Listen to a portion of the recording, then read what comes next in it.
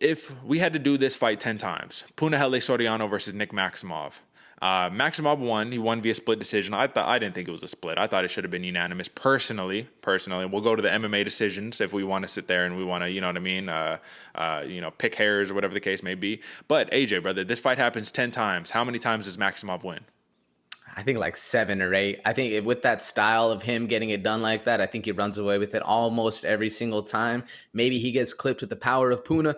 Maybe Puna, if he was able to defend a little bit better, just a little bit, I think that flexibility that Puna had is really a double-edged sword. And I honestly think like that's where he hurt himself doing those splits. Everybody was impressed when he was doing, but I was thinking, I was like, man, you're leaving one leg in there very, very, excuse me, in a very dangerous situation. And I think 8 out of 10 times, man, Nick Maximov is going to be that pressure wrestler, that ground and pound, where he's going to keep getting it going, always looking for that. And that gas tank is never going to fail. Part of that Diaz army, that death by 1,000 punches, that's what Maximov's going for. But he's a really good wrestler as well. Unfortunately for Puna, unless he's able to defend those takedowns better, kind of how we saw Strickland versus Hermanson, where you defend them so well that their opponent doesn't want to shoot anymore, I think that's the only way that really we'd see Maximov kind of do that. But at the same point, Maximov is very headstrong. He's going to keep to the game plan. And that's a very hard task to kind of impose on somebody of them kind of breaking their will and not wanting them to go. So I think it's about 8 out of 10. What about you, Derek? How many times are you thinking? I'd have to agree somewhere around there. I'd probably say like 7 out of 10 for sure, just because that Soriano power, if he clipped him one time the wrong way, or if Maximov stayed deep in that shot while Puna was just smashing down on him and didn't move his head, like Maximov was very strategic. He would put his head next to Soriano's ankle, so Soriano literally couldn't punch. He would punch himself if he tried to punch Maximov's head. So it was very impressive just how like I told you, like, Maximov is a very intelligent fighter, man. He's very smart and cerebral in there. It's not just like, oh, I'm just going to do whatever. I'm just going to grab it. No, he's very intelligent in there. So I just think the thing that's handicapping Soriano right now is his reliance on the power. Even the fighters were, it's kind of like Ngannou. It's like, if you could just learn to like lighten up your shots and start throwing some jabs, you know what I mean? Just like use the power when you need to, but let's go a little more technical. Like Deontay Wilder, for an example. It's like, if you could teach the man how to box, like legitimately technically box, he's the scariest man in the world. You know what I mean? Just because that power is ridiculous. So it's just like, let's work the jabs. Let's work a couple light shots. Let's not put 100% into everything. And then when it's ready, let's drop the bomb on him, right? However, listen, he's going to learn. He's still relatively young, man. He's on the bright side of under 30 right now. I think he's like 28 or 29.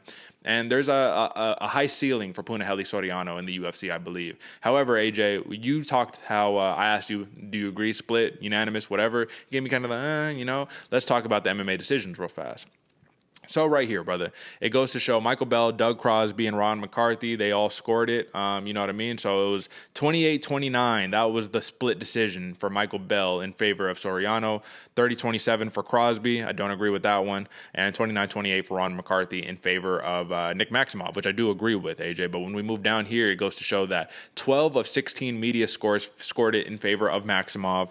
Only 4, you know what I mean, for Soriano. So I think that the people believe that Nick Maximov got the job done. I don't know what verdict is looking like personally, but either way, man, I mean, what can you say? You can't really argue with that. What do you think? I see a little disagreement, a little discontentment in your face. What do you think, brother? I'm just always blown away, like, because the 30-27 is ridiculous. Like, I don't know who. Like, I definitely agree with that. I think it was with whoever was the last judge. I forgot the name of it. Ron McCarthy.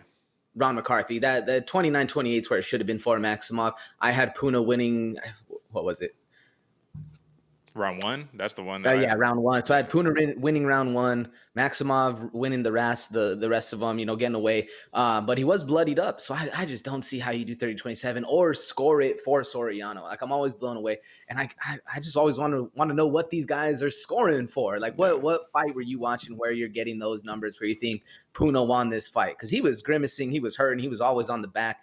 Yeah, he was landing some big body shots, but it was shots of desperation, not shots of, intent or there's probably a better word for that, but you know what I mean. Well, so when we look at the numbers, I can understand on paper why people would say, "Oh no, how did Maximov win that fight?" When we look at the numbers, we have Soriano outstruck Maximov 45-29. However, the big takeaway from here, brother, is that Nick Maximov tied the middleweight record with 11 takedowns in the fight, 11 of 16, 68% on the takedowns. No takedowns for Punahele Soriano. You know, this is definitely when next time that we talk about Soriano and we talk about his takedown defense, this is going to take that percentage way down. But that's really the key, man. Yeah, he didn't strike him much. 11 takedowns. Can you argue with that? I feel like you can't really even argue with that.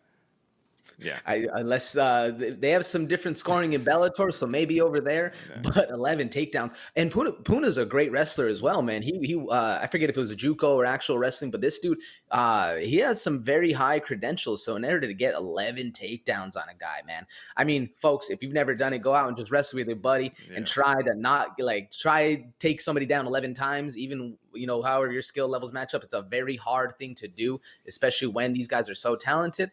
But, I mean, very impressive either way.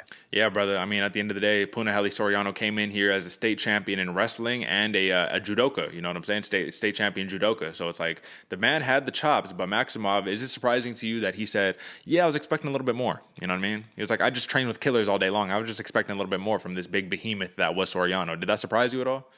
A little bit, to be honest. I mean, because that means that Maximov is getting that work in, man. Yeah. If he's saying that, because he was genuinely surprised, like he was like genuinely expecting a little bit more, and that's crazy. Yeah, brother. I mean, that's training over there at the Nick Diaz Academy. You know what I mean? And he put on for 209, put on for Stockton the whole nine. So shout out to the Central Valley. You know, that's where I grew up at. Not in Stockton, but in the 209, Modesto, California.